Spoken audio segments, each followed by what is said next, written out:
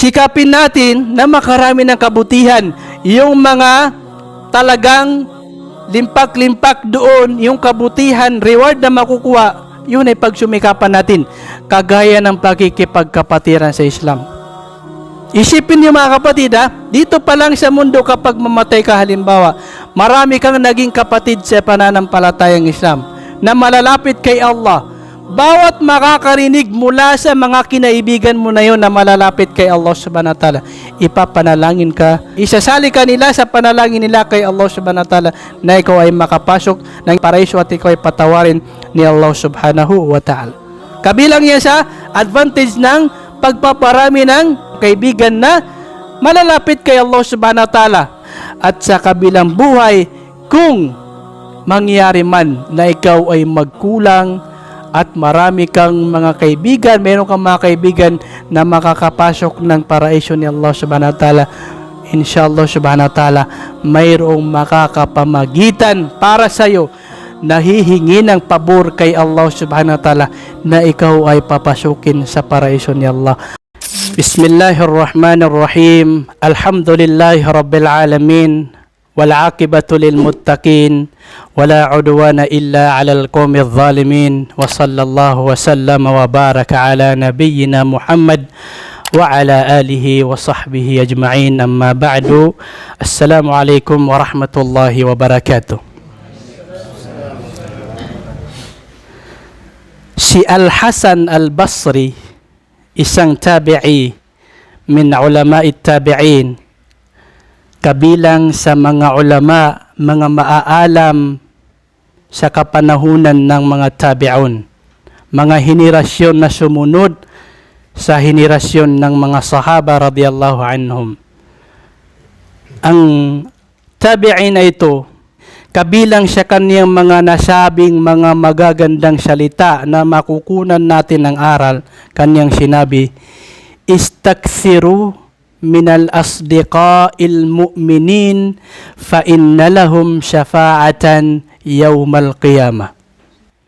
Kayo ay magparami ika ng mga matutuwid na mga kaibigan na mananampalataya, sapagkat tunay na mayroong silang syafa'ah, mayroong pamamagitan na igagawad sa kanila ni Allah subhanahu wa ta'ala sa kabilang buhay. Meron silang pagkakataon na ipagkakaloob sa kanila ni Allah subhanahu wa ta'ala na kanilang masyafaat, sila ay makapamagitan sa mga taong kanilang mga kaibigan. So, ganito yung mangyari kung paano sila makakapamagitan. Kapag pumasok na yung mga makakapasok ng paraiso, kapag makapasok sila sa paraiso, ay siyempre excited sila, no? Excited sila, nakapasok sila ng paraiso. So, titingnan nila yung mga kaibigan nila, maalala nila yung mga ginagawa nila nung nasa mundo pa sila. So, titingnan nila yung mga kaibigan, uy, asan si ano? Parang excited ba na makita yung mga dati nilang kaibigan nung nandito pa sa mundong ito? Okay? So, mayroong mga tao na hindi na nila makikita yung mga dati nilang kaibigan. Hindi nila makikita. So, magtatanong ang mga ito, asan na si Fulan? Ay, nasa di ki Fulan. Asan na yung aking kaibigan na si Fulan? Na dati kong kasama ko siyang nag-ayuno, kasama ko siyang nagtatahajjud, kasama ko siyang nagsasala. Maaari magsabi pa na kasama ko siya noong kami ay nag-aaral. Kasama ko siya noong, subhanallah, kasama ko siya noong kami nagdadaawa. Asan na yung aking kaibigan na yun? So, ang isasagot sa kanya, Sadiquka finnar, ang iyong kaibigan ay nakapasok ng impyerno. Nakapasok ng impyerno. Sasabihin ng alipin na ito na nakapasok ng paraiso, hihingin niya kay Allah, doon na mangyayari yung syafa'ah. Sasabihin niya, Ya Allah, hindi makukumpleto yung kaligayahan ko sa pamamagitan ng iyong paraiso kung hindi ko makakasama ang aking kaibigan na yun. So bilang ikram, bilang pagbibigay parangal ni Allah subhanahu wa ta'ala sa alipin na ito na nakapasok ng paraiso, ipag-uutos ni Allah subhanahu wa ta'ala na ang kaniyang kaibigan na yon na nakapasok ng impyerno ay makalabas mula sa impyerno. So walang makakapalagbag si Allah subhanahu wa ta'ala yung mag-order. So makakalabas ang alipin na yung tao na yon na nakapasok ng impyerno dahil sa kaibigan niya na humingi ng pabor, nagsyafaat para sa kanya, humingi ng pabor kay Allah subhanahu wa ta'ala na siya makalabas ng impyerno. So mabibigla yung mga nasa impyerno. Oh, si Fulan, paano yung nakalabas? Sino kayo nagsafaat sa kanya? Sino kayo namagitan sa kanya? Aabuhu syahid? Ang kanyang tatay ba ay syahid? Martir ba? Ang kanyang kapatid ba ay syahid? Mayroon ba siyang kapatid na nakapagsafaat sa kanya? Mayroon bang mga anghel na nakapagsafaat sa kanya? Mayroon bang mga propeta, sugo na nakapagsafaat sa kanya? At masasabi na lamang sa kanila na nakalabas siya ng impyerno dahil namagitan sa kanya, nakapagsapaat sa kanya yung kanyang kaibigan na nakapasok ng paraiso. At dito, sasabihin ng mga nasa impyerno, famala namin syafi'in, wala sadiqin hamim, falaw anna lana karwatan fanakuna minal mu'minin. Sasabihin nila, na kung kaya, wala nang sino man ang makakapamagitan sa amin at magliligtas sa amin mula sa kaparusahan. At wala kahit isang matalik man lamang na kaibigan upang kami ay tulungan. Wala. Sasabihin nila, falaw anna lana karwatan fanakuna minal mu'minin. Kaya, kung kami lamang ay may isang pagkakataong bumalik sa mundo, marahil kami ay kabilang na sana, marahil kami ay kabilang sa mga naniniwala. Magsisisi sila. Sana kung mayroon pa man kaming pagkakataon na makabalik sa mundo, sisikapin na namin na hindi na namin kakaibiganin si Fulan. Hindi na namin kakaibiganin si ganito, si ganito, si ganito. Kung mayroon lamang kaming pagkakataon para makabalik, sisiguraduhin namin na ang aming pipiliin na magiging kaibigan ay mga taong malalapit kay Allah subhanahu wa ta'ala. Magsisisi sila doon mga kapatid.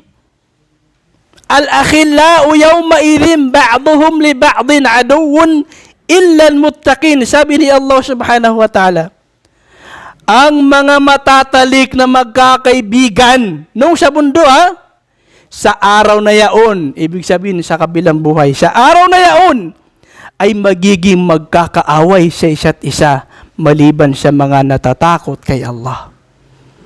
Ang mga nagkaibigan, mga fraternity, mga ganggang, mga grupo-grupo na mga makamundo, nagkaibigan sila hindi para kay Allah, nagkaibigan sila para sa makamundo, nagkaibigan sila sa pagsuway kay Allah subhanahu wa ta'ala.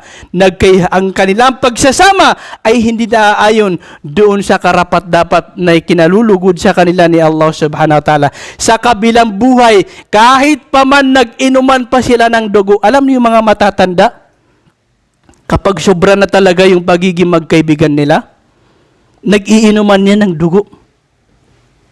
Nag-iinuman niya ng dugo. Yung dugo, tapos ikaw naman, iinumin ko, iinumin mo rin. Tanda ng pagkakapatiran natin na hindi lang tayo basta magkaibigan, magkapatid na tayo. Magkapatid ng turingan natin. So yan ang way nila noon. Yung mga yan, dahil sa hindi para kay Allah subhanahu wa ta'ala, bagkus makamundo lamang, pagdating sa kabilang buhay sila ay magkakalaban doon. Magsisisihan sila. Ikaw dahil sa iyo hindi ako nakapagsala. Ikaw dahil sa iyo hindi ako nakapag-aral. Sisisihin ng bawat isa ang magsisisihan sila doon, mga kapatid, sa pananampalatayang Islam. Yan yung mangyayari sa kabilang buhay. Kaya magkakalaban ang mga magbe-best friend kamo. Mga magbe-best friend dito sa mundong ito, magkakalaban yan sa kabilang buhay. Fraternity. Meron silang yearly na anniversary. Di ba meron ganon? Meron silang yearly anniversary. Meron pa nga na, subhanallah, nagngangalang mga Muslim, waliyadzubillah, naway gabayan sila ni Allah. Dahil sa pagkalulong sa ganitong mga gawain, na panukala ng mga kalaban ng Islam, panukala ng mga Hudyo, waliyadzubillah, mas matimbang pa sa kanila yung kapatiran sa kayo ng fraternity kaysa sa kapatiran sa Islam, waliyadzubillah. Naway gabayan sila ni Allah subhanahu wa ta'ala. So sa kabilang buhay, magkakalaban po ang mga ito, mga kapatid. Sino ang mananatili sa kanilang pagkakaibigan? Pagkakapatiran? Al-muttaqun. Ang silang mga matatakutin kay Allah na nagmahalan, nagkaibigan, nagsama, nagkapatiran alang-alang sa kaluguran ni Allah subhanahu wa ta'ala.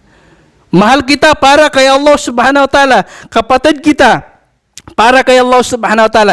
Kinakaibigan kita para kay Allah subhanahu wa ta'ala. Dahil ikaw ay nagiging dahilan na mas naaalala ko si Allah subhanahu wa ta'ala, mas ako ay namomotivate sa pag-aaral sa pananampalatayang Islam. Yan ang totoong pagkakaibigan. Ang totoo, nararapat na kakaibiganin ay yung taong kapag kasama mo siya ay higit lalo kang napapalapit kay Allah subhanahu wa ta'ala. At once na yung kinakasama mo ay kapag kinakasama mo siya ay napapalayo kanya kay Allah subhanahu wa ta'ala, hindi yan ng totoo at mainam nararapat na kakaibiganin, mga kapatid, sa pananampalatayang Islam. So yan ang totoong pagkakapatiran, mga kapatid. Mahal kita, mahal mo ako, yun yung pagmamahal na something, pagmamahal para kay Allah. Kayo naman, kung pag marinig niyo yung mahal na yan, love na kagad yung ano. Hindi lahat ng pagmamahal ay yung gaya ng naririnig ninyo sa mga love story na ano. Pagmamahalan para kay Allah subhanahu wa ta'ala. Minamahal kita hindi dahil sa ikaw ay mapera, hindi dahil sa ikaw ay gwapo, hindi dahil sa ikaw ay dikit kay mayor, hindi dahil sa ako ay sip-sip sa'yo. Di ba? Malapit ng eleksyon, marami na naman yung maninipsip. Subhanallah. Naigabayin tayo ni Allah subhanahu wa ta'ala. Di ba? Makaplastikan yun, mga kapatid. Kaplastikan yun. Ang totoong pagkakapatiran, pagkakaibigan na yung pagmamahalan para kay Allah subhanahu wa ta'ala. Kaya yun po, mga kapatid, sa pananampalatayang Islam. Hindi natin masisigurado na tayo ay makakapasa na. Sigurado ba tayo, bro? Sa tingin nyo? Sigurado tayo? Sigurado tayo? Dapat sikapin natin na makarami ng kabutihan. Yung mga talagang limpak-limpak doon, yung kabutihan, reward na makukuha, yun ay pagsumikapan natin. Kagaya ng pakikipagkapatiran sa Islam. Isipin niyo, mga kapatid, dito pa lang sa mundo kapag mamatay ka halimbawa, marami kang naging kapatid sa pananampalatayang Islam na malalapit kay Allah. Bawat makakarinig mula sa mga kinaibigan mo na yun na malalapit kay Allah subhanahu wa ta'ala,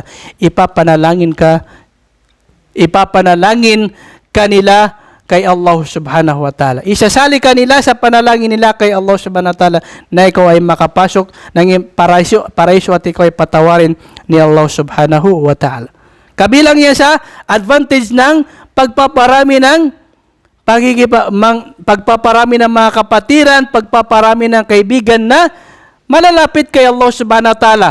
Malalapit kay Allah subhanahu wa ta'ala, mga taong matutuwid para kay Allah subhanahu wa ta'ala. At sa kabilang buhay, kung mangyari man na ikaw ay magkulang at marami kang mga kaibigan, meron kang mga kaibigan na makakapasok ng paraiso ni Allah subhanahu wa ta'ala, inshallah subhanahu wa ta'ala, mayroong makakapamagitan para sa iyo na hihingi ng pabor kay Allah subhanahu wa ta'ala na ikaw ay papasukin sa paraiso ni Allah. Kung mamatay man ako dito, inshallah hindi niyo ako makalimutan. Kung mamatay man ako ngayon, mamaya, bukas, hindi ninyo ako makalimutan. Patawarin nawa siya ni Allah. Alam niyo, yung panalangin niyo na yun, ito yung kabilang sa napakalaking achievement na nakuha ko dito sa mundong ito. Na ako ay nakipagkaibigan sa mga katulad ninyo na nakatulong sa akin sa pamamagitan ng panalangin kay Allah subhanahu wa ta'ala na ako ay kanyang patawarin. Hindi ko masisiguro na ang lahat ng mga kasalanan ko ay pinatawad sa akin ni Allah subhanahu wa ta'ala. Kailanman hindi ko masisiguro yun mga kapatid sa pamamagitan ng aking mga gawaing kinalulugod ni Allah. Aking mga sala, hindi ko masisiguro na ito ay tinanggap ni Allah. Sapat na ba ito para maangkin ko ang kaluguran ni Allah, ang pabor ni Allah na ako ay makapasok ng paraiso? Pero sa pamamagitan ng dami ng kaibigan ko na matutuwid, nakasalamuha ko, na minamahal ko para kay Allah subhanahu wa ta'ala, insyaallah subhanahu wa ta'ala, ito ay makakatulong sa akin sa kabilang buhay. So mga kapatid, magmahalan po tayo. Pagmamahal na para kay Allah subhanahu wa ta'ala. Inshallah, maasahan ko ba yun mga kapatid? Maasahan ba natin yun? Naway lahat tayo ay makapasok ng paraiso ni Allah subhanahu wa ta'ala. Nawa ay ipunin tayo ni Allah subhanahu wa ta'ala sa kanyang paraiso.